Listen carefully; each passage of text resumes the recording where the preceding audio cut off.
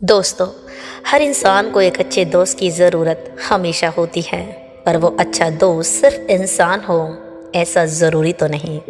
और मेरी नज़र में डॉग से ज़्यादा वफ़ादार कोई दोस्त हो ही नहीं सकता। डॉग लवर्स को आज ये मेरी स्टोरी बहुत ही पसंद आने वाली है। आज आपको जो स्टोरी बताने वाले हैं वो स्टोरी भाई बहन और उनके पालतू डॉग के बीच के प्यार भरे रिश्तों पर आधारित है, जिसका नाम है हार्टीपोस।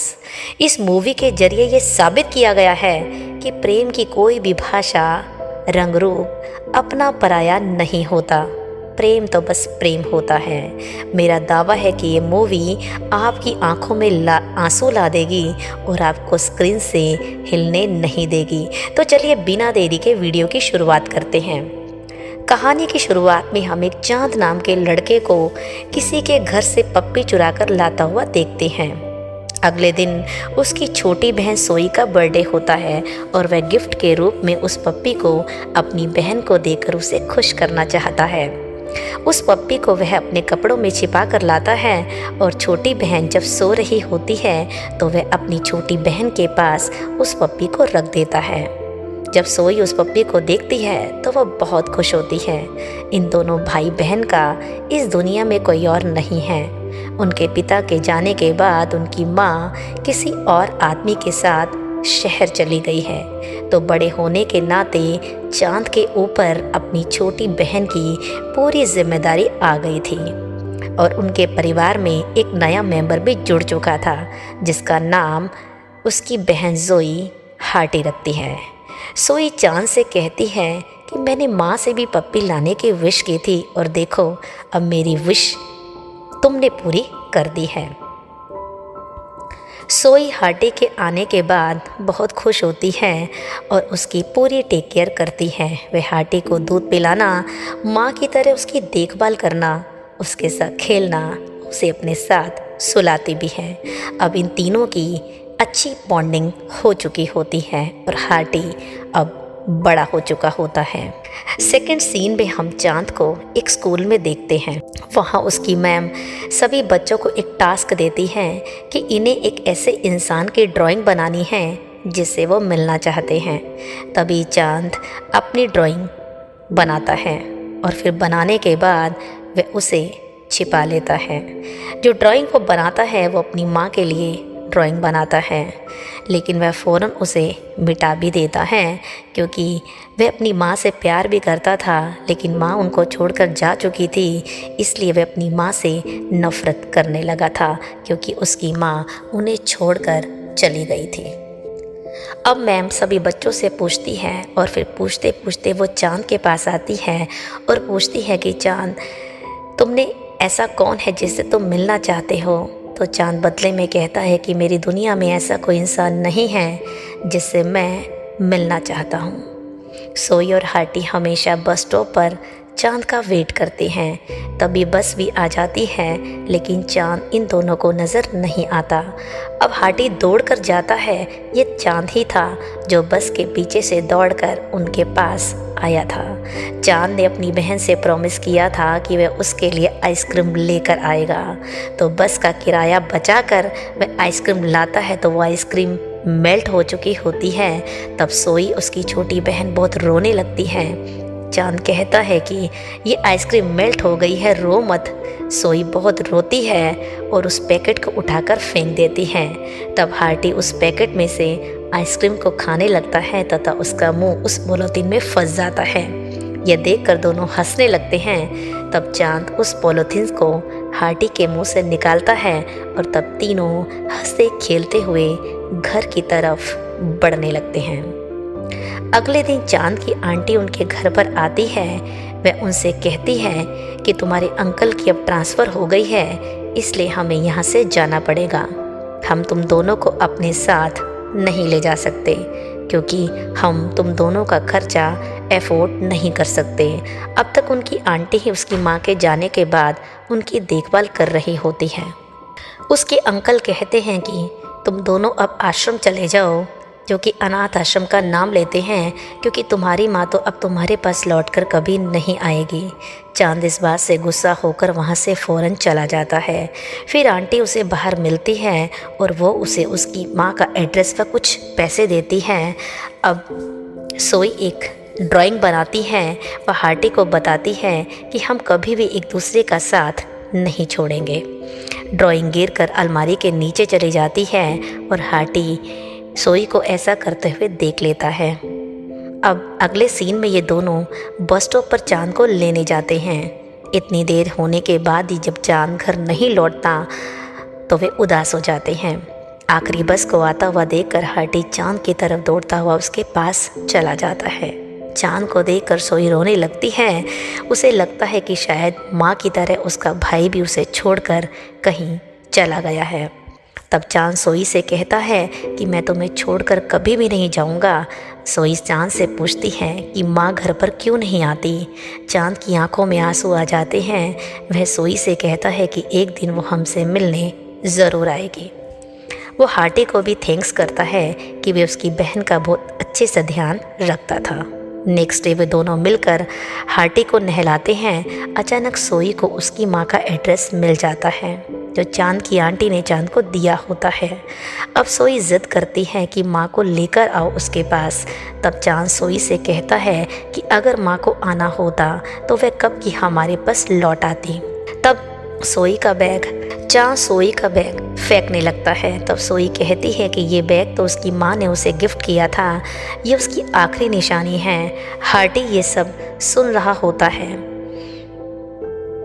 तब चांद वहाँ से चला जाता है। रात होती है तो चांद हार्टी को बताता है कि सोई बहुत छोटी है, वो तो माँ की सच्चाई को भी नहीं जानती। फिर भी मैं सोई के लिए माँ के पास ज़रूर जाऊँगा। जब तक मैं वापस नहीं आता तुम भाई बनकर सोई की टेक केयर करना। और उसे वह इस बात का प्रॉमिस लेता है। नेक्स्ट मॉर्निंग सोई का मूड फ्रेश करने के लिए वो उसे आइस स्केटिंग के लिए ले जाता है। साथ में हार्टी भी उसके साथ होता है। यहाँ पर ये तीनों एंजॉय करते हैं। उसी टाइम चांद को टॉयलेट के लिए झाड़ियों के पीछे जाना पड़ता है। तभी वहाँ एक पतंग कटकर आती है। हार्टी उस पतंग को लेने के लिए जैसे ही भागता है वैसे ही वो आइस टूट जाती है और हार्टी पानी में गिर जाता है। उसे बचाने के लिए सोई भी धीरे धीरे उसकी तरफ बढ़ती है। तभी उसके पैरों के नीचे की आइस टूटने लगती है। चांद जब यह देखता है तो उसकी तरफ तेज़ी से भागता है, लेकिन सोई आइस टूटने पर उस पानी में गिर जाती है व उसके अंदर डूब जाती है। चांद उस तरफ दौड़ता है तो वहाँ खड़े मौजूद लोग उस बेकाबू चांद को उस तरफ जाने से रोक लेते हैं और तभी सोई पानी में डूबकर मर जाती है। उधर हार्टी पानी से बाहर आ जाता है। वह वहाँ सोई का बैग देखता है पर कुछ समझ नहीं पाता, वरना अगर उसे पता होता तो वह सोई को ज़रूर बचा लेता। चांद पागलों की तरह बहन के लिए बहुत रोता है, क्योंकि उसकी पूरी दुनिया तो उसकी बहन सोई ही थी, पर नियति ने उसकी दुनिया को उससे छीन लिया था। नेक्स्ट सीन में हम देखते हैं कि वह सोई की फ़ोटो देखकर बहुत रोता है, मानो उसकी पूरी दुनिया ही ख़त्म हो चुकी थी। अब उसे घर में कभी भी सोई दिखाई नहीं देगी।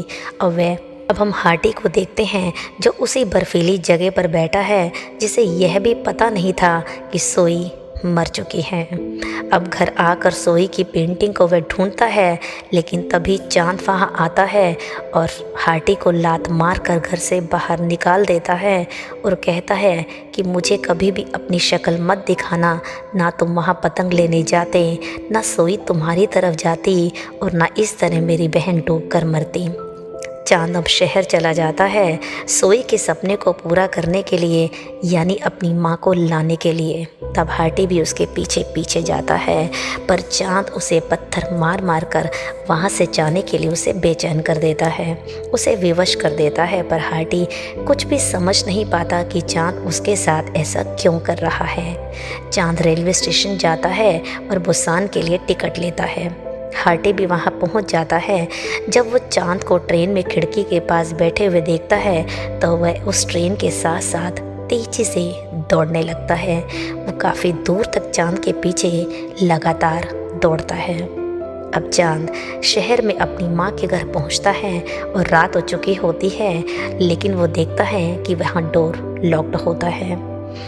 तभी वह माँ का इंतज़ार करने के लिए वहीं पास में बैठ जाता है। कुछ देर बाद उसकी माँ अपने बॉयफ्रेंड के साथ वहाँ आती है। जब उसका बॉयफ्रेंड उसे देखता है, बेटे के साथ देखता है, तो वो वहाँ से चला जाता है। तब माँ अपने बेटे को अंदर आने को कहती है, उसके आने की वजह पूछती है। तभी चांद सोई के बारे में बताने ही वाला होता है कि तभी उसके बॉयफ्रेंड का फ़ोन आता है और वो उससे कहती है कि मेरा मेरे बच्चों से अब कोई लेना देना नहीं है और इससे हमारे रिलेशनशिप में कोई भी बदलाव नहीं आएगा। और ये सारी बातें चांद सुन लेता है। तब चांद बिना कुछ कहे जाकर सो जाता है। इधर हार्टी आधी रात को भी उसी पटरी पर लगातार चलता जा रहा था जहाँ से ट्रेन होकर गुजरी थी। अब नेक्स्ट मॉर्निंग भी हार्टी पटरी पर लगातार चल रहा होता है और उसे बहुत भूख भी लगी होती है। अब उसे एक कपल दिखता है जिसके हाथ में ब्रेड होती है। वह उसके हाथ से ब्रेड लेकर वहाँ से भाग जाता है, पर वह अभी भी भूखा था। तभी दूसरी जगह हार्टी को एक कपल और दिखता है जो खाना खा रहा होता है। उसे देखकर हार्टी कुछ करतब दिखाता है तो कपल उसे खाने के लिए रोटी दे देते हैं। दूसरी तरफ हम चांद को देखते हैं जहां उसकी माँ उसे बताती है कि वो जल्दी ही यूएस से जा रही है और उसके पास पैसे रखकर वहां से चली जाती है। चांद ये सब सुनता है, बस समझ जाता है कि उसकी माँ के दिल में उनके लिए थोड़ा सा भी प्यार नहीं है, लिहाजा वो अपनी माँ के पैसे वहीं छोड़कर वहाँ से चला जाता है। इधर हार्टी भी चांद को ढूंढता हुआ गुरसान रेलवे स्टेशन पर पहुँच जाता है। जब चांद ट्रेन में होता है, वहाँ दो बच्चे उसे दिखाई देते हैं जो बेहद दुखी होते हैं। चांद उनकी दुखी हालत को देखकर उन्हें कुछ रुपए देता है। चांद की माँ जिया व उसका बॉयफ्रेंड वीज़ा ऑफिस पहुंचते हैं। वहाँ की एक ऑफिसर बोलती है कि जिया को अमेरिका ले जाने के लिए तुम्हें अमेरिका से स्पेशल इनविटेशन भेजना पड़ेगा, तभी उसका अमेरिका जाना पॉसिबल हो पाएगा। दूसरी तरफ चांद एक स्टेशन के बाहर खड़ा होता है। तभी वो दोनों बच्चे वहाँ आते हैं। चांद उनसे पूछता है, क्या तुम्हारे पेरेंट्स भी तुम्हें छोड़कर चले गए हैं? वो बताते हैं कि हमारे पेरेंट्स तो है ही नहीं, हम तो एक ऐसी जगह पर रहते हैं जहाँ हमारे जैसे बहुत से बच्चे हैं। अब वे चांद को लेकर अपने बॉस पीटर के पास चले जाते हैं। पीटर बताता है कि यहाँ के हर बच्चे हमारी फैमिली हैं, यहाँ ये सब मिलकर खाना खाते हैं। तब पीटर चांद को उस बैग को छोड़ने के लिए कहता है जो उसकी बहन का होता है और निशानी के तौर पर वह अपने पास रखता है, पर चांद मना कर देता है। तब पीटर उसे एक लॉकर में रखने की सलाह देता है। दूसरी तरफ हार्टी को देखते हैं, वह खाने की आड़ में एक साथ पोलोथीन को देखता है, लेकिन उसे कुछ भी नहीं मिलता। तभी हार्टी को चांद दिखाई देता है। हार्टी बाहर निकलने की कोशिश करता है, पर उसे दरवाज़ा नहीं खुलता। चांद अपनी बहन की बैग एक लॉकर में रख देता है। इधर हार्टी भी वहाँ से निकल चुका होता है। वो लॉकर के पास आता है, पर चांद वहाँ से निकल चुका होता है। हार्टी को वहाँ से सोई की बैग की स्मेल आती है। वह सोई की महक को वहाँ महसूस करता है और वहीं लॉकर के पास सो जाता है। दूसरी तरफ चांद व उसकी फ्रेंड लीना ट्रेन में भीख मांग रहे होते हैं। तभी ट्रेन के गार्ड उन्हें पकड़ने के लिए उसके पीछे भागते हैं, तो वो दोनों वहाँ से भागकर स्टेशन के बाहर आते हैं। तभी चांद को वहाँ बहुत ज़्यादा भीड़ दिखाई देती है। वह देखता है कि कुछ लोग हार्टी को पकड़ रहे थे। वहाँ लावारिस कुत्तों को पकड़ने वाली टीम आई हुई थी। तब चांद हार्टी को भी इस हालत में देखता है तो वो बहुत इमोशनल हो जाता है। इसलिए वह उन लोगों को बताता है कि मेरा डॉग है और इसे छोड़ दो। चांद को देखकर हार्टी बहुत खुश होता है, पर चांद उसे छोड़कर आगे बढ़ता है। हार्टी भी उसके पीछे पीछे चलता हुआ उसके बॉस पीटर के यहाँ पहुँच जाता है, जहाँ सारे बच्चे ये देखकर हैरान होते हैं कि हार्टी इतनी दूर से इतने मीलों का सफ़र करके चांद को ढूंढने के लिए यहाँ आया है। पीटर भी हार्टी से दोस्ती करना चाहता है, पर हार्टी लगातार भौंकता है तो पीटर उस पर बहुत नाराज़ होता है। हार्टी चांद के पास जाता है तो वह उसे पैर मारकर भगा देता है। लीना चांद से पूछती है कि बिना किसी गलती के तुम उसे क्यों मार रहे हो। यहाँ लीना चांद को हार्टी को भी अपने साथ काम पर ले जाने की बात उसे कहती है। तब चांद मान जाता है तो ये दोनों हार्टी के साथ स्टेशन पर भीख मांगते हैं। नेक्स्ट सीन में हम पीटर को देखते हैं जो बच्चों पर बहुत गुस्सा कर रहा होता है क्योंकि आज की कमाई उसकी काफ़ी कम थी। यहाँ वो लीना को लात मारता है तो चांद उसे बचाने की कोशिश करता है, लेकिन पीटर चांद को भी मारता है और चांद को पिटते हुए देखकर हार्टी पीटर पर भौंकना शुरू कर देता है और तब पीटर हार्टी को बड़ी बेरहमी से मारना शुरू करता है। इनफैक्ट जब से चांद गांव से निकला था तब तक हार्टी सोया भी नहीं था और जब चांद मिल गया तो भी वह उससे दूर नहीं हुआ कि कहीं चांद उसे छोड़कर दोबारा चला ना जाए। अब चांद यह सुनकर बहुत दुखी होता है। वह हार्टी से कहता है कि तुम यहाँ रुको, मैं कुछ खाने को लाता हूँ, लेकिन फिर हार्टी उसके आगे आगे चलना शुरू कर देता है। चांद हार्टी को कहता है कि तुम्हें डर है कि मैं तुम्हें फिर से छोड़कर चला जाऊँगा। वो हार्टी को गले लगाकर रोने लगता है। वो हार्टी को बोलता है कि मैं तुम्हें कभी नहीं छोड़ूंगा, तुम्हारी इस हालत के लिए मैं ही जिम्मेदार हूँ। तुम देख नहीं सकते थे, लेकिन फिर भी तुमने मेरा साथ नहीं छोड़ा और मुझे मीलों चलकर तुमने ढूंढ निकाला। मैंने तुम्हारे साथ बहुत गलत किया है। अब वह यह कहकर बहुत रोता है। आधी रात को उसी टनल पर वे सो जाते हैं। वहीं पीटर के कुछ गुंडे उसे देख लेते हैं और पीटर को वहीं बुला लेते हैं, पर पीटर के आने से पहले ही पुलिस एक बीमार बच्चे को देख उसे अपने साथ ले जाती है। पीटर सब छिपकर देख रहा होता है। उसे देखते ही हार्टी जोर जोर कर चिल्लाने लगता है। अब चांद को जिस कमरे में सुलाया गया था, हार्टी भी वहीं बाहर बैठा है। तभी वो अचानक जोर जोर से कमरे को कुतरने लगता है। पुलिस को भी कुछ भी समझ नहीं आता, लेकिन जब पुलिस अंदर जाती है तो चांद वहाँ नहीं होता। पीटर उसे उठाकर ले जाता है। बाहर गाड़ी की आवाज़ आते ही हार्टी उस ओर भागता है। आंखों में नींद ना होते हुए भी वह पीटर की गाड़ी का लगातार पीछा करता रहता है। यहाँ पीटर ने चांद को एक खाली पानी की टंकी में डाल दिया और पानी का पाइप उसमें डाल दिया। तब हार्टी वहाँ पहुँचता है और पीटर पर अटैक करके पाइप को भी वहाँ से हटा देता है। गुस्से में पीटर ने हार्टी को बहुत मारा।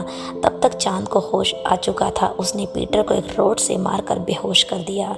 इधर बेहोश पड़े हार्टी को जब वह डॉक्टर के पास लेकर गया तो डॉक्टर ने साफ कह दिया कि हार्टी का ज़्यादा दिनों तक बच पाना बहुत मुश्किल है। चांद ने अपना आपा छोड़ दिया और कहा कि यह बिल्कुल झूठ है, ऐसा बिल्कुल नहीं हो सकता। हम दोनों इस मतलबी व स्वार्थी शहर से दूर अपने गांव चले जाएंगे। इधर चांद की माँ को पुलिस ने इतला कर दिया था कि वो आकर चांद से अपने गुनाहों की माफ़ी मांगती है। चांद माँ से पूछता है कि क्या तुम मुझे मेरी बहन को वापस लौटा सकती हो? क्या आप हार्टी को दोबारा ठीक कर सकती हैं? ये सब आपकी वजह से हुआ है। आपने ये भी नहीं सोचा कि 2 बच्चे इस पूरी दुनिया में अकेले कैसे रहेंगे।